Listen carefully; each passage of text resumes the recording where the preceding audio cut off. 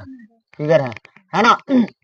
यानी कि हम लोग जो है किसके द्वारा सांस लेते हैं, फेफड़ा के द्वारा सांस लेते हैं। किस प्रकार सांस लेते हैं, कैसे सांस लेते हैं, इसके बारे में हम लोग को जानना है, पढ़ना है ना। जिस प्रकार से तिलचट्टा हो गया, टिड्डा हो गया, ये सब जो है किस प्रकार से सांस लेते हैं, ट्रेकिया से, यानी श्वास नली से। ट्रेकिया को ही क्या बोलेंगे हिंदी में, श्वास नली बोलेंगे, है ना। उसी प्रकार जो है गिल्स के द्वारा कौन सांस लेते हैं, मछली, है ना। जल में घुलनशील जो है ऑक्सीजन के द्वारा वो क्या करते हैं, सांस लेते हैं, कौन, मछलियां। और मनुष्य किसके द्वारा सांस लेते हैं, फेफड़ा के द्वारा सांस लेते हैं। वही मनुष्य के बारे में हम लोग को अच्छे तरीके से जानना है ना। बोर्ड एग्जाम में ये 5 नंबर का क्वेश्चन में पूछा जाता है। कितने नंबर, 5 नंबर। जैसा कि 2025 का एग्जाम में, यानी इस बार का एग्जाम में ये पूछ चुका है ना। इसीलिए अच्छे तरीके से समझ, इसीलिए नहीं भी पूछता, समझना है, समझना ही है हमको, है ना। अच्छे तरीके से पढ़ना ही है। तो देखेंगे सबसे पहले अगर हम सांस लेते हैं तो सबसे पहले ये समझ लो तुम लोग कि वायुमंडल में कितना प्रतिशत नाइट्रोजन पाया जाता है, 78%। कितना, 78% क्या पाया जाता है, नाइट्रोजन। नाइट्रोजन कितने, 78%। मतलब कि सबसे अधिक गैस कौन सा पाया जाता है वायुमंडल में, नाइट्रोजन। कितने, 78, ध्यान रखना। और ऑक्सीजन कितना प्रतिशत, क्या, नहीं, 21% ऑक्सीजन। ऑक्सीजन कितने प्रतिशत, 21%। उसके बाद CO2 यानी कार्बन डाइऑक्साइड कितना प्रतिशत, 0.03%। ये वायुमंडल में ये सभी गैस पाया जाता है। कितना, सबसे अधिक कौन गैस, नाइट्रोजन। उसके बाद ऑक्सीजन कितना, 21, कार्बन डाइऑक्साइड 0.03%, है ना। तो वायुमंडल में सब गैस है, उपस्थित है। अगर हम सांस लेते हैं तो सभी गैस जाता है अंदर में, जाता है ना जी। जो वायुमंडल में रहेगा, वायुमंडल में अगर प्रदूषण ही रहा तो प्रदूषण ही हमारा नाक में क्या करेगा, जाएगा। नाक से होते हुए हर एक प्रक्रिया होते हुए उसके बाद कहां चले जाएगा, फेफड़ा में चले जाएगा, वहां ही पहुंचाएगा। जैसा कि हम लोग यहाँ पढ़ रहे हैं कि मानव श्वसन तंत्र लिखा हुआ, क्या लिखा हुआ है, तंत्र।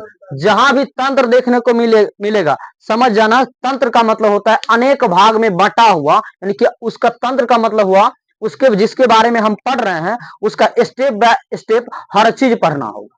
जैसे कि पाचन तंत्र पढ़े, पाचन तंत्र का हर एक प्रक्रिया को पढ़े, है ना। उसी प्रकार श्वसन तंत्र है, श्वसन तंत्र का हर एक प्रक्रिया को पढ़ना है। कैसे सांस लेते हैं, हवा कहाँ जाती है और हवा का क्या काम है और हमारा शरीर तक कैसे पहुंचाता है ना। तो जैसा कि हम देखते हैं कि वायुमंडल में नाइट्रोजन 78% है, ऑक्सीजन 21% है, कार्बन डाइऑक्साइड 0.03% है। अगर हम सांस लेते हैं तो सभी गैस हमारा नासिका छिद्र के द्वारा फेफड़ा में जाता है। तो अगर हम निकालते हैं ना, सांस लेते हैं तो सांस छोड़ते भी हैं। सांस छोड़ते हैं तो बताओ कि छोड़ते वक्त ये तो हम लेते वक्त हम 78% ले लिए, 21% ले लिए, 3% 0.03% ले लिए, है ना। तो छोड़ते वक्त नाइट्रोजन जो है हम 78% छोड़ देते हैं। कितना छोड़ते हैं, नाइट्रोजन का हमारे शरीर में कोई काम नहीं है। जैसे लेते हैं ऑक्सीजन के साथ में चला गया, घिंचा गया, तो हम कैसे छाटेंगे उसको, घिंचा गया। और छोड़ते वक्त जिस समूचे को क्या करते हैं, छोड़ देते हैं।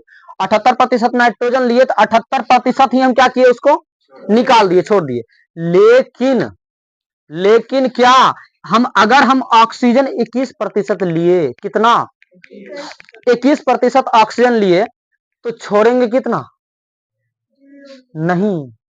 ऑक्सीजन अगर 21% लिए, जिस प्रकार से जो है नाइट्रोजन 78% लिए तो 78% ही छोड़े, उसी प्रकार से ऑक्सीजन अगर हम 21% लिए तो कितना छोड़ेंगे, 21 नहीं छोड़ेंगे, 17%। कितना, 17% ही हमारे शरीर से जो है फिर दोबारा ऑक्सीजन निकलेगा। उसके बाद कार्बन डाइऑक्साइड कितना लिए हैं, 0.03%। अरे वायुमंडल में इतने है तो कितना लेंगे, है ना, 0.03%। अब देखो ऐसा बात नहीं कि वायुमंडल का सब कार्बन डाइऑक्साइड तू ही ले लिए, है ना, उसका अंश लिए हैं, है ना। अब देखो, अब इसको निकालते हैं कितना, 4.6%। कितना, 4.6% निकालते हैं। अब श्वास में जो है हम कितना प्रतिशत ऑक्सीजन छोड़ते हैं, 17। लेते कितना है, 21। कार्बन डाइऑक्साइड लेते कितना है, छोड़ते कितना है, लेकिन नाइट्रोजन ज्यों का त्यों। नाइट्रोजन लेते भी हैं 78 और छोड़ते भी हैं 78। समझ गए ये, है ना। तो वायुमंडल से गैस खींचते हैं, कहां से खींचते हैं, वायुमंडल से खींचते हैं। तो वायुमंडल से खींचने के बाद जो है नासिका छिद्र में पहुंचता है, नाक में पहुंचता है। 2 छिद्र हैं, उनके द्वारा पहुंच। देखो नाक में जो है बाल होता है, छोटा छोटा होता है ना। बाल क्यों होता है नाक में, नाक में बाल देना जरूरी था क्या, क्यों होता है नाक में बाल, देखे हो कभी, आईना में देख लेना, है ना। नाक में बाल भी होता है, इसीलिए होता है कि हम जो अगर हम सांस लेते हैं तो कभी कभी जो स्वच्छ ऑक्सीजन ना मिलकर धूल कण भी रहता है ना। तो सांस लेते समय जो है धूल कण भी, छोटा छोटा धूल कण भी, सूक्ष्म धूल कण भी चले जाता है ना, नाक में चले जाता है। और वो छोटा छोटा बाल जो रहता है नाक के अंदर, वो क्या करता है, रोकने का काम करता है ना। वो जो है वायु के साथ में जो छोटा छोटा कण गया है, वो कण जो है फेफड़ा तक ना पहुंचे, इसीलिए रास्ते में घेर लेता है कौन, नाक का छोटा छोटा बाल घेर के रखता है वो छोटा छोटा धूल कण को, है ना। एकदम जो है ऑक्सीजन जाने देता है फेफड़ा में, है ना। धूल कण को कहां पर घेर लेता है, नाक के बाल घेर लेता है, नाके में घेर लेता है। इतने दूर में रह जाता है कौन, धूल कण, छोटा छोटा धूल कण, है ना। अगर धूल कण, अब बोलोगे इतना दिन तो सांस लेते हैं, धूल कण जा जा के नाक में करता कौन चीज है, जाम नहीं हो जाता है नाक, है ना। ये क्वेश्चन आता होगा ना। लेकिन धूल कण जो जाता है नाक में, वो जो नाक का बाल जो होता है वो रोक के रखता है। 6 से 7 दिन या 5 दिन के बाद वही बाल जो है, जैसे नाक में जो नाक का कपाट में म्यूकस पाया जाता है। क्या पाया जाता है, म्यूकस। म्यूकस का मतलब समझ रहे हो, म्यूकस का मतलब समझ रहे हो, चिपचिपा द्रव होता है, चिपचिपा, चिपचिपा द्रव होता है। चिपचिपा द्रव होता है कहां पर, नाक के ऊपर में, अंदर में, है ना। चिपचिपा द्रव इसीलिए होता है, नाक से, नाक के अंदर का बाल जो है ना, वहां से जो है, वहां से अगर धूल कण अगर आगे निकल गया, आगे निकल गया तो आगे में कौन बैठल है, म्यूकस, चिपचिपा द्रव। वो द्रव क्या करेगा, इसमें लट्ठा होता है चिपचिपा, वो साठ लेता है धूल कण को, क्या करेगा, अपने अंदर साठ लेगा, अंदर जाने के लिए नहीं देगा, है ना। धूल कण जो बाल रोक पाया, जो नहीं रोक पाया तो आगे में म्यूकस है, चिपचिपा पदार्थ है, वो आराम से धूल कण को क्या करेगा, अपने अंदर साठ लेगा, अपने अंदर साठ लेगा। तो एकदम जो फ्रेश जो गैस है वही अंदर जाने देगा, है ना। वो 1 सप्ताह के बाद, कितना, 5 दिन या 1 सप्ताह के बाद जो है, लगभग 5 से 7 दिन के बाद, वही चिपचिपा द्रव में जो है छोटा छोटा धूलकण जो सट जाता है, वही सूख जाता है। क्या सूख जाता है, चिपचिपा द्रव में छोटा छोटा धूलकण सूख जाता है, वही नाक में उंगली देके निकाल लेते हैं, जिसको बोला जाता है नकटी। क्या बोला जाता है, क्या बोला जाता है, नकटी नहीं बोला जाता है। नाक में से सूखा जो पदार्थ होता है, सूखा पदार्थ आता कहां से है, वही धूलकण जो है म्यूकस में सट गया है। 1 सप्ताह बाद जो है उसको निकालना पड़ेगा ना जी, अपने निकल जाएगा नहीं तो, है ना। वो जो है नकटी इसको बोला जाता है ना। देहाती भाषा में जो बोला जाएगा वो तो जानते ही हो। समझे बात को, हाँ। तो यही होता है। तो सांस जो है नाक का दोनों छिद्र में जाता है, उसके बाद जो है यहाँ होता है म्यूकस होते हुए नासिका कपाट होता है, कपार नहीं कपाट, यहाँ पर कपाट होते हुए फिर कहा जाता है, गर्सनी में, ग्रास नली में नहीं, गर्सनी में, मुंह के अंदर ऐसे आ करोगे तो झलकेगा अंदर से, वही होता है गर्सनी। क्या होता है, गर्सनी होता है, वो गर्सनी में जाता है। देखो ऑक्सीजन जो है वायुमंडल का गैस, ऐसे समझ लो, है ना। नाक का छिद्र के द्वारा कहा जाता है, नासिका कपाट में, यहाँ होता है नासिका कपाट है, यहाँ होता है ना, म्यूकस के सामने। उसके बाद कहाँ जाता है, अंदर का गर्सनी में जाता है, और गर्सनी होते हुए स्वर यंत्र में जाता है। कहाँ जाता है, लैरिंग्स, लैरिंग्स लिखे हो ना, स्वर यंत्र, ये हुआ स्वर यंत्र। देखो यहाँ ऐसे, अब बोल पाएंगे क्या, नहीं बोल पाएंगे। स्वर यंत्र जहां से स्वर निकलता है, यहाँ ऐसे चाप लेंगे, जहां से नहीं बोलाता है, नहीं बोलाता। अगर यही तो मेन है स्वर यंत्र, चाप दो खेल खत्म है ना। पूरा पतला होता है, एकदम हिलेगा ऐसे, है ना। यही होता है स्वर यंत्र। इसको हल्का सा दाबो, आवाज चेंज हो जाएगा, है ना। बकरी का आवाज, कुत्ता का आवाज, गाय का आवाज, बछड़ू का आवाज सब निकलेगा ना, जो है स्वर यंत्र चाप के, क्या सब निकलेगा ना, सब निकल जाएगा यहाँ से। यही इसी को कहा जाता है स्वर यंत्र। यहाँ भी जाता है क्या, ऑक्सीजन, वायुमंडल का गैस, है ना। वहां से जाने के बाद देखो, वहां से जाने के बाद कहाँ जाता है बाबू, देखो नाक में घुसा, नाक किसी का कपाट में, उसके बाद अंदर में जाके गर्सनी में गया। यहाँ पर गर्सनी में जाने के बाद सारा चीज तो ट्रेकिया में आता है। किसके द्वारा, स्वर यंत्र के बाद कहाँ आता है बाबू, ट्रेकिया में आता है। और ट्रेकिया में जाते जाते यहाँ ट्रेकिया जो है दो भाग में बट जाता है। कितने भाग में ट्रेकिया बटा, दो भाग में। कितने भाग में, दो भाग में ट्रेकिया छिड़ी आ गया इधर, एगो इधर चला गया, एगो इधर चला गया। अब जो देखो, ये जो ट्रेकिया दो भागों में बट गया, इसी को क्या बोलेंगे, ब्रोंकाई। क्या बोलेंगे बाबू, ब्रोंकाई। क्या बोलेंगे, ट्रेकिया को दो भागों में बटना क्या कहलाता है, ब्रोंकाई कहलाता है। समझे बात को।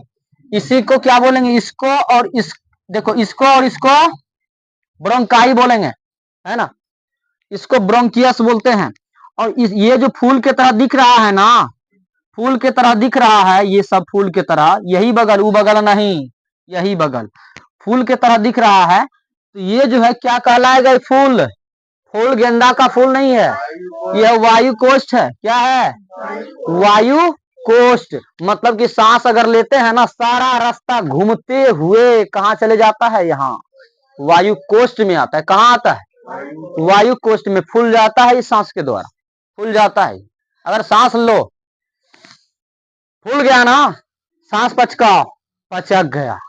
उसी प्रकार ये सब ऐसे ऐसे स्प्रिंग है, डायफ्राम है ना। पाचन तंत्र ने पूछी थी ना, डायफ्राम का काम क्या है, अभी बताएंगे क्या है काम।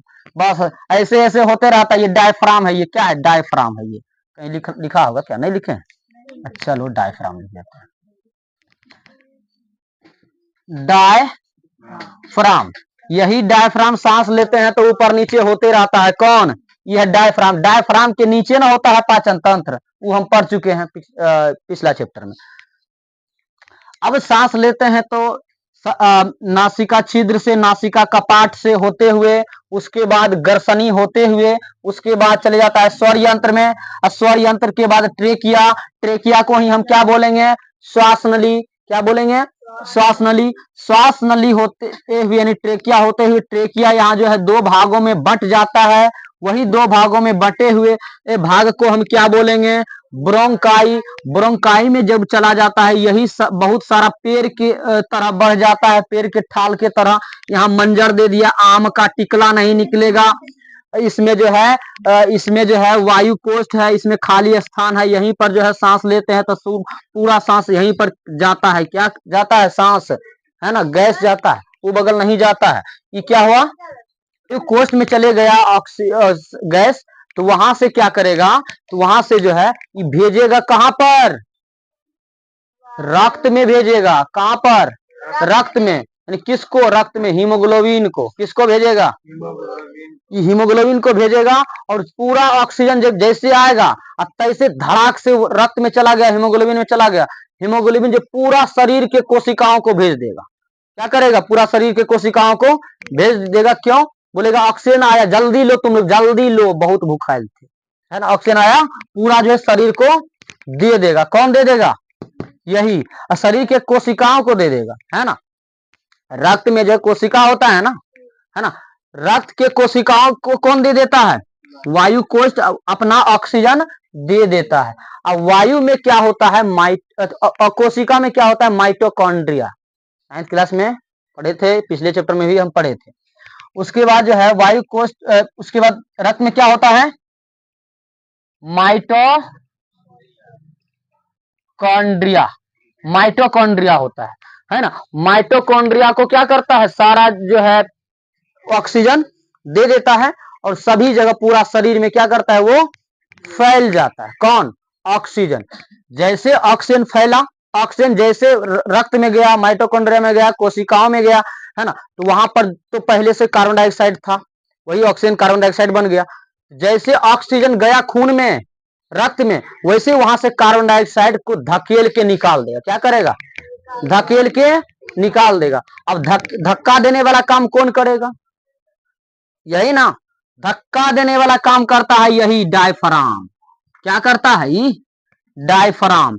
अगर हम सांस लेते हैं, सांस लेते हैं, देखो सांस लिए ऐसे, सांस लिए, ये डायफ्राम क्या करता है, लचीला होता है, चमड़ी का बना हुआ, इसलिए यहाँ तो कोई हड्डी है नहीं, ये पचक जाता है। क्या करता है, सांस लेते हैं तो डायफ्राम पचक जाता है, फूलता नहीं है। ये नीचे पचक जाता है तब नहीं फूलेगा, ये नीचे पचेगा तब नहीं इसमें गैस भरेगा, है ना। इस सब में गैस भरेगा, फूल के ऐसे सांस लेते हैं। ये पचका होगा तब नहीं ऊपर हो गया, ये पचका होगा, ये पचकता है तब जाके ये सब फूल जाता है। और जैसे ऑक्सीजन सबको दे दिया, हर एक पूरा शरीर को, अब कार्बन डाइऑक्साइड छोड़ेंगे, तो कार्बन डाइऑक्साइड जैसे छोड़ते हैं, ये बोलता है जल्दी जाओ, धकेल के ऐसे नमड़ के ऐसे हो जाता है, ऐसे टेढ़ा, देखते हो टेढ़ा, ये धकेल देता, लगता है ऐसे धकेल रहा है, सही में धकेल रहा है। किसको धकेलता है, कार्बन डाइऑक्साइड को धकेल के, जैसे जैसे आया था ऑक्सीजन वैसे वैसे जल्दी धकेल के बाहर कर देता, तुरंत कर देता है, तुरंत कर दे। तुम्हारा काम नहीं है, ये लोग का काम है, ये अपना करते रहता है, समझे। खाली तुम नाक मुंह बंद मत करो, समझे, है ना। तो डायफ्राम क्या, डायफ्राम का काम समझ गए ना, क्या होता है डायफ्राम का काम। ऑक्सीजन अगर लेते हैं, गैस लेते हैं, तो ये पचक के नीचे आ जाता है, अगर हम छोड़ते हैं तो ये और धक्का मार के और सहायता करता है छोड़ने में। कौन, डायफ्राम। अगर कोई गिर बजर जाता है कहीं, मान के चलो कोई एक्सीडेंट में या कहीं पर होता है, और देखो एक पैर हाथ टूटा नहीं, कुछ हर चीज चिकने है, आदमी मर गया, है ना।